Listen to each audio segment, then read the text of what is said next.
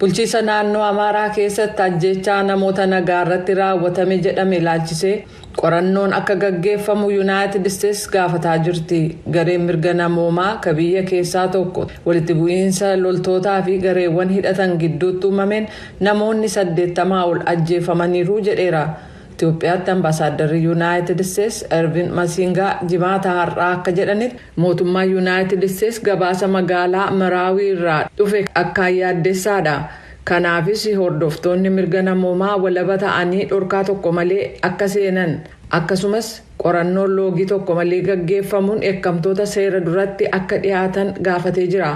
Masingaan ibsa baasaniin akka jedhanitti ajjeechaan lammiilee nagaa Maraawii kun gabaafamuun erga naannoo Amaaraaf bakkeewwan biroo Itoophiyaa keessatti waldhabdee keessoo hedduminaan qabamtee jirtu keessatti gabaasa sarbama seeraa biroo jiraachuun erga gabaafamee booda. Eebila darbe mootummaan humna naannoo diiguu fi waraana federaalaa keessatti makuuf socho'uu hordofee naannoo Amaaraa keessatti fincilli ka'ee ture. Gareen milishaa faannoo jedhamuun beekamu baatii hagayya keessa haleellaa tasaa eegaluudhaan guyyoota hedduuf magaalota ega qabatanii booda gara baadiyyaatti of duuba deebi'uun isaanii ibsameera. Hordoftoonni mirga namoomaa yeroo waldhabdee kanatti humnootiin mootummaa dhiittaa mirga namoomaa hedduu geessisan galmeessaniiru. Kunis ajjeechaa murtii malee raawwatame jedhames ni dabalata. Manni maree mirga namoomaa Itoophiyaa lolaa Amajjii 29 Maraawiitti gaggeeffameen odeeffannoo dhiittaa mirga namoomaa guddaa akka raawwatame agarsiisu argachuusaa wiixata darbee ibseera. Namoonni nagaa 80 ol ajjeefamaniiru, irra caalaan isaanis dhiirota jedheera. Ajjeechaan kun manaa gara manaatti socho'uudhaan yeroo sakatta'iinsaatti raawwatamee jedheera. Haa ta'u malee bakka sana daawwachuu akka dandeenye ibsuun qorannaan dabalataa akka gaggeeffamu gaafatee jira.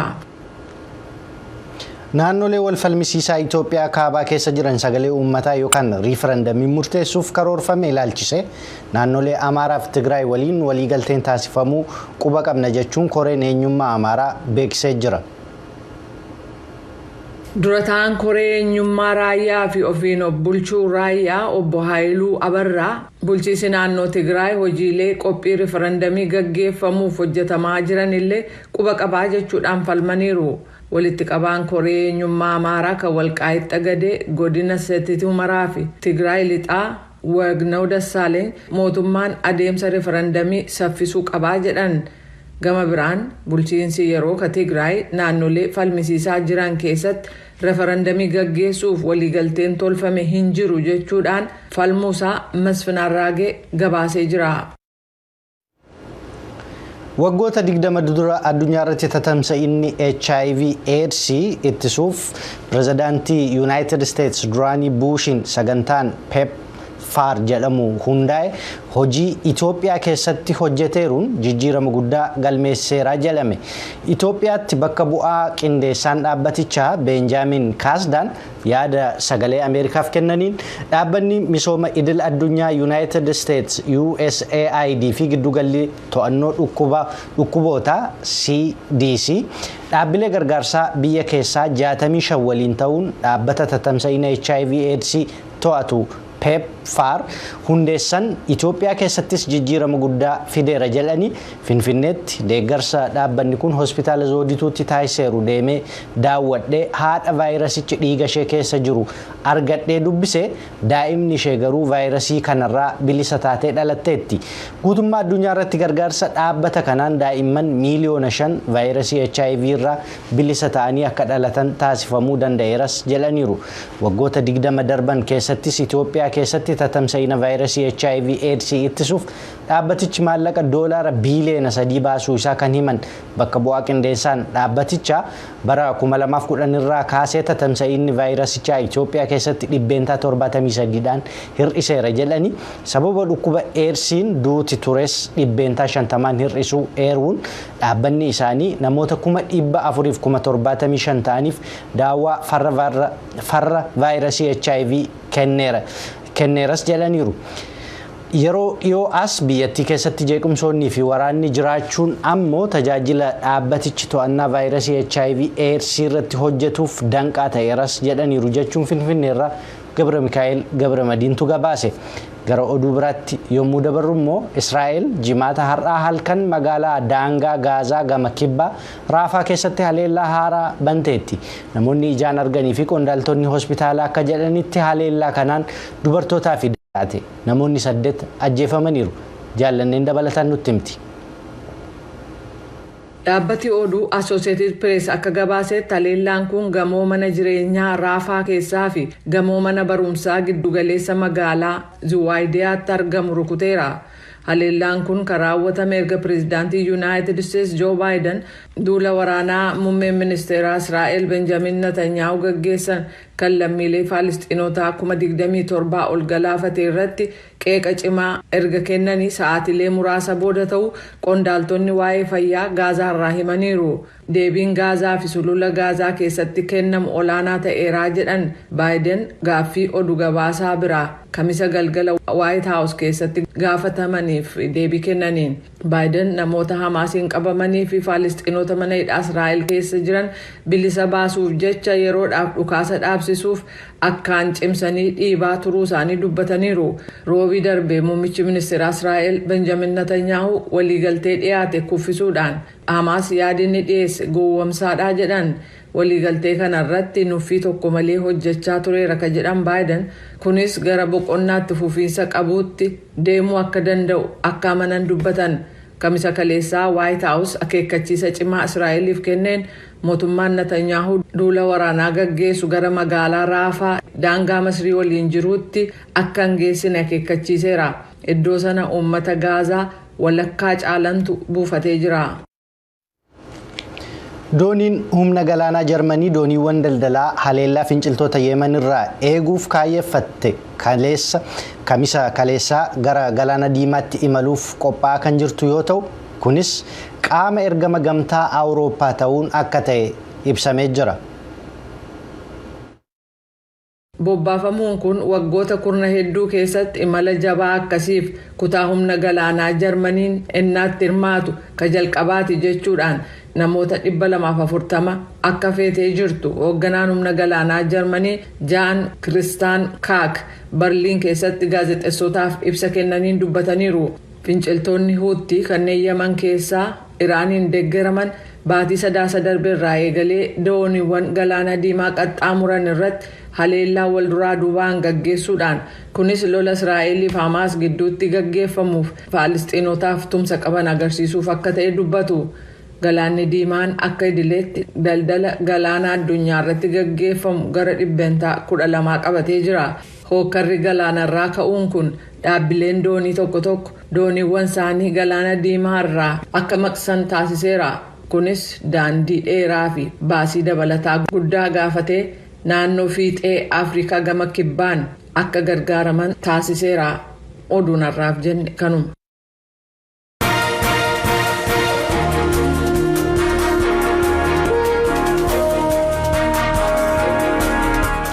Kan hordofaa jirtan kun sagalee Ameerikaa sagantaa afaan Oromooti. Gara sagantaalee keenya har'aaf qindeeffannetti yommuu dabarru immoo Afrikaadhaa fi as United States keessatti sanbata booriif dilbata iftaanii taateewwan ispoortii gurguddaatu taasifamuuf deemu.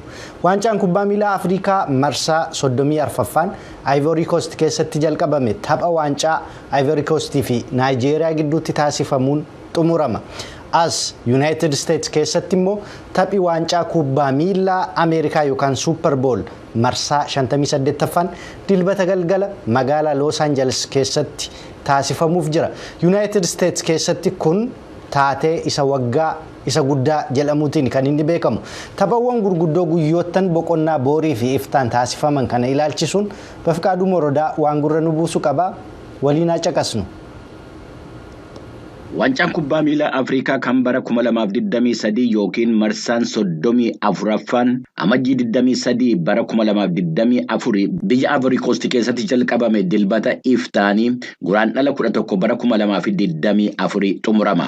Dorgommii gareewwan biyyaalessaa 32 gidduutti jalqabame calalamee as ga'e amma kan hafan gareewwan biyyoottan afuriiti. Roobii dheengaddaa kan garee Naajeeriyaatiin peenaalitiidhaan mo'ame gareen Afrikaa kibbaa Afrikaa garee Ivory Coastiin goolii 1-0 mo'ame garee Dimokiraatik Riippaabilik Koongootii wajjin sadarkaa sadaffaadhaaf taphata. Sanbata borii.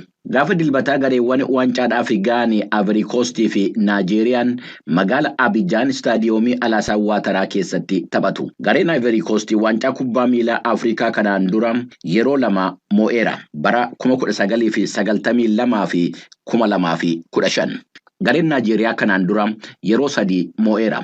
Bara 1980, 1994 fi 2013. Waancaa kubbaa miilaa Afrikaa yeroo 7 mo'uudhaan kan dursitu Masiri. Kaameruun al-5 mo'uudhaan lammaffaa jirti.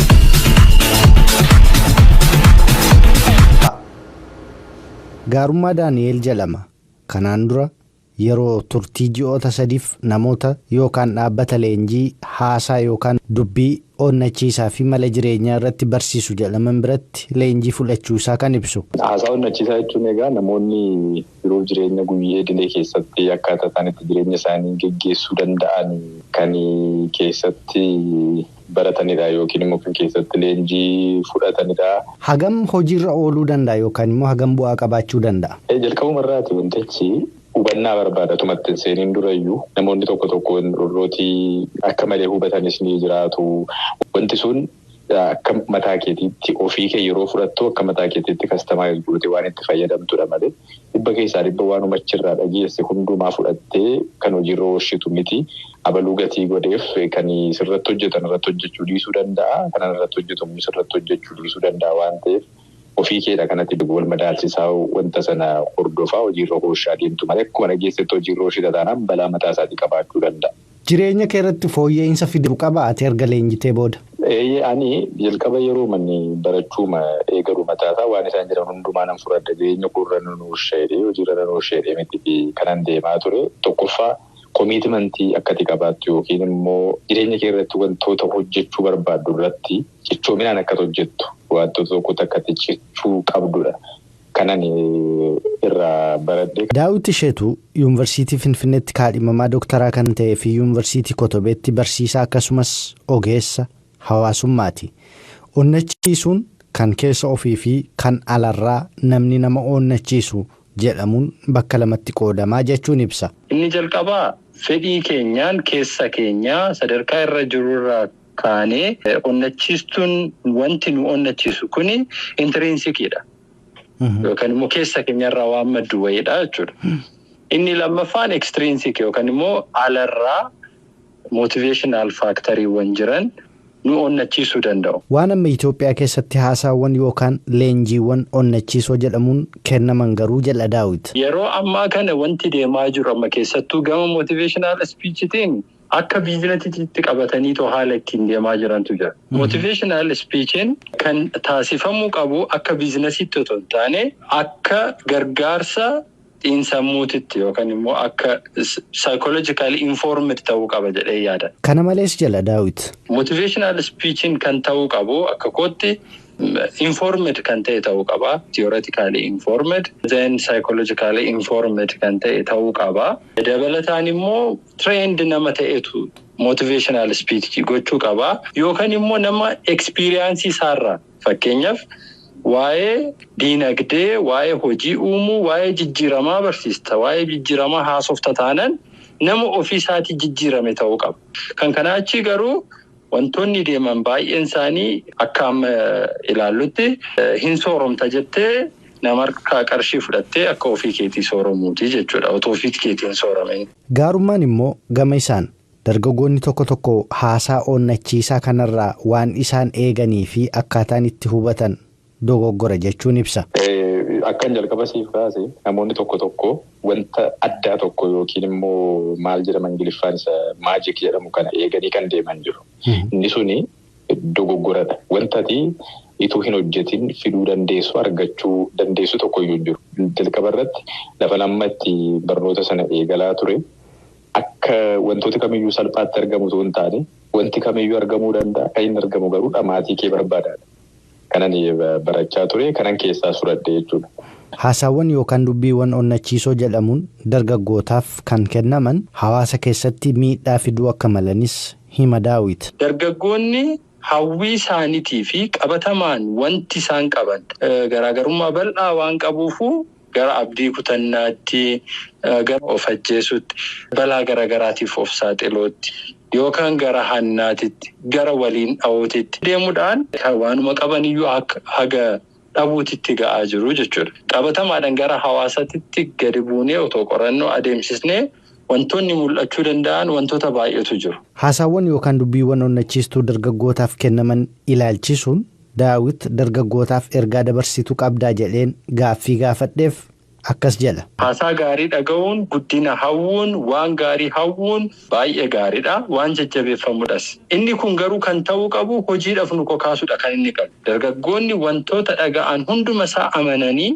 ofitti fudhachuu otoo hin taane wanti kun waan gaariidha garuu waan kana bira akkamittan qaqqabuu danda'a. Sirriitti gadi fageessanii itti yaaduu qabu jechuudha. Onnachiistuun guddaan kan keessa keetii dhufuudha kan jedhu Daawit dabalataan dargaggootaaf akkas jechuun dubbata. Dabalataan immoo gaafachuu danda'uu qabu dargaggoonni fakkeenyaaf wanti haasa'amu hundi dhugaa miti. Tokko tokko kaleessa homaan qabuyyuu har'a miiliyeenaradha yoo jedhee akkamitti miiliyeenara taatee gaaffiin jedhu gaafatamuu qabu. Onnachiistuu inni guddaan kan keessa keetii dhufudha. External motivationiin yookaan immoo extrinsic motivation inni jennu motivationii isa si keessa jiru san moor akka gabbifattuuf akka onnattee kaatuuf kan karaa sitti agarsiisudha malee extrinsic motivationiin eessumaaniyyuu nama hin ga'u. Keessummoota koo gaarummaa Daani'elii fi Daawit isheetu guddaan galateef.